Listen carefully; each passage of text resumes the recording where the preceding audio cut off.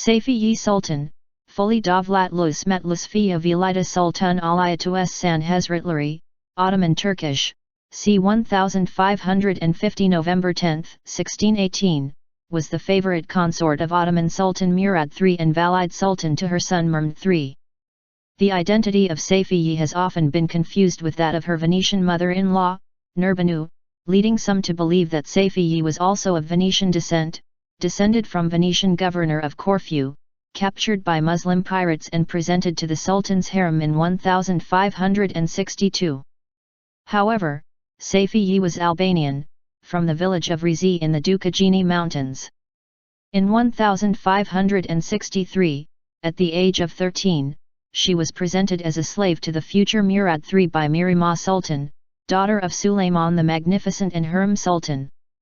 Given the name Safiye, the Pure One, she became a concubine of Murad, then the eldest son of Sultan Selim II. In 1566, she gave birth to Murad's son, the future Mehmed III. Time as consort.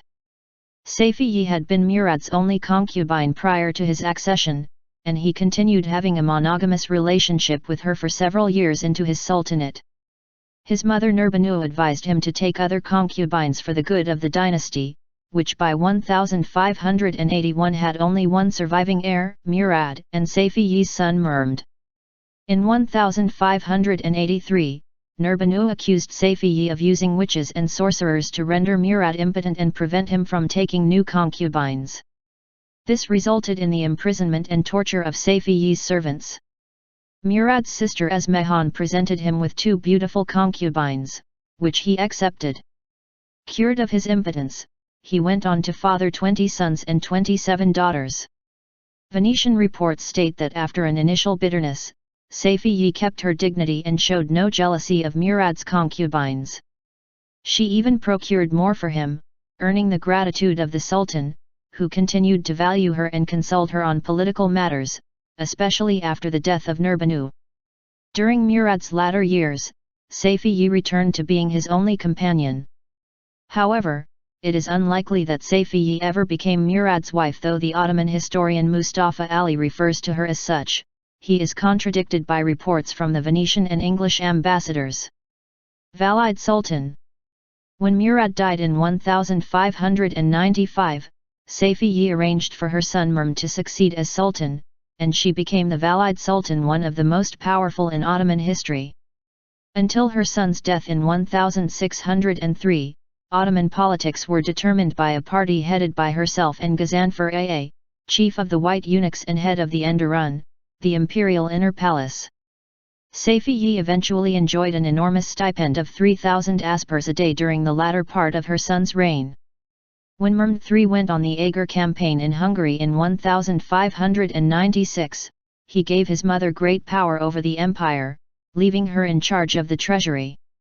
During her interim rule, she persuaded her son to revoke a political appointment of the judgeship of Istanbul and to reassign to the Grand Vizierate to Damat Ibrahim Pasha, her son-in-law.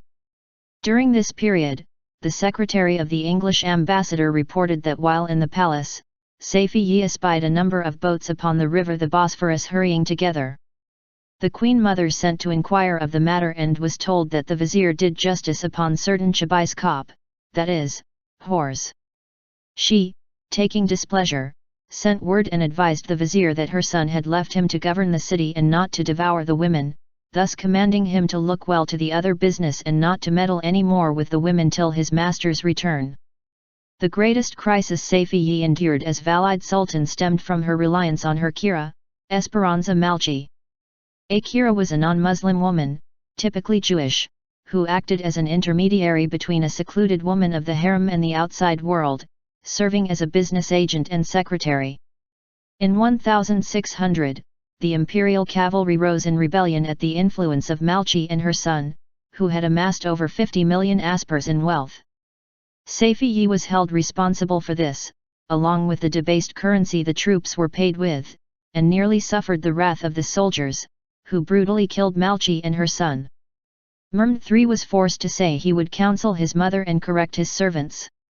To prevent the soldiers from suspecting her influence over the Sultan, Safiye persuaded Mehmed to have his decrees written out by the Grand Vizier, instead of personally signing them.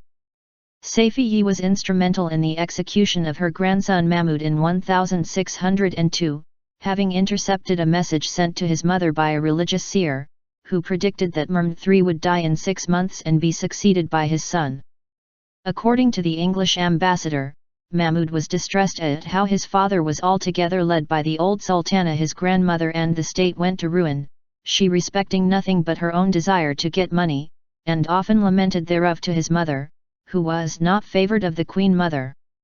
The Sultan, suspecting a plot and jealous of his son's popularity, had him strangled.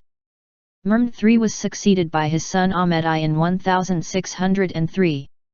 One of his first major decisions was to deprive his grandmother of power. She was banished to the Old Palace in January 1604.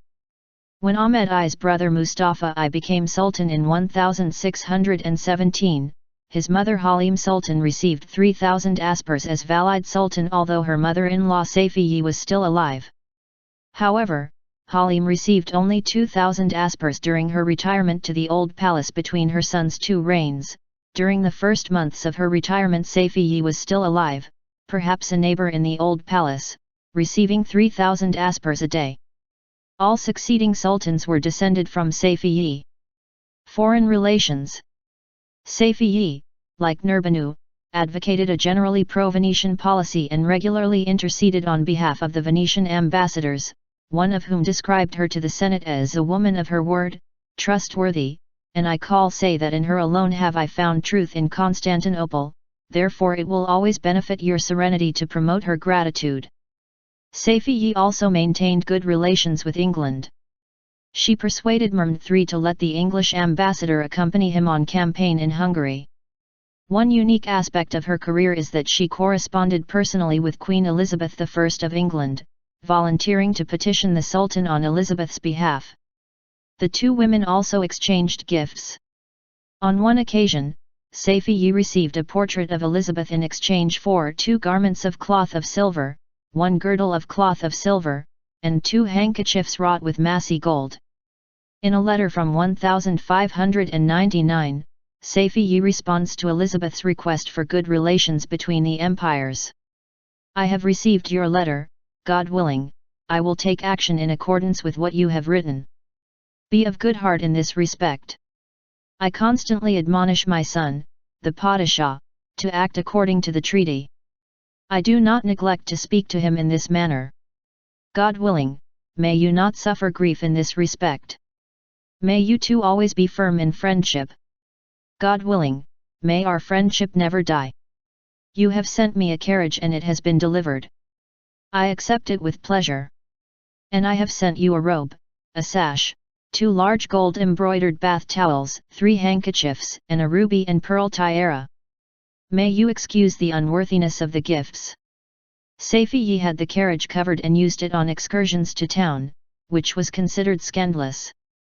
This exchange of letters and gifts between Safiye and Elizabeth presented an interesting gender dynamic to their political relationship. In juxtaposition to the traditional means of exchanging women in order to secure diplomatic, economic, or military alliances, Elizabeth and Safiye's exchange put them in the position of power rather than the objects of exchange. An unusual occurrence in Safiye's relationship with England was her attraction to Paul Pindar, secretary to English ambassador and deliverer of Elizabeth's coach. According to Thomas Dallam, who presented Elizabeth's gift of an organ to Mehmed III, the Sultana did take great liking to Mr. Pindar, and afterwards she sent for him to have his private company, but their meeting was crossed. Public works. Safiye is also famous for starting the construction of Yeni Mosque, the new mosque in Eminönü, Istanbul, in 1597. Part of Istanbul's Jewish quarter was razed to make way for the structure, whose massive building costs made Safiye unpopular with the soldiery, who wanted her exiled. At one point Mehmed III temporarily sent her to the Old Palace. Though she returned, she did not live to see the mosque completed. After Mehmed died, Safiye lost power and was permanently exiled to the Old Palace. The mosque's construction was halted for decades. It was finally completed in 1665 by another valide sultan, Turhan Hadisi, mother of Mehmed IV. The Al-Malika Safiye Mosque in Cairo is named in Safiye's honor. In popular culture. In the 2015 TV series Muhtesem Yuzyil, Kosem, Safiye Sultan is portrayed by Turkish actress Hulya Avsar.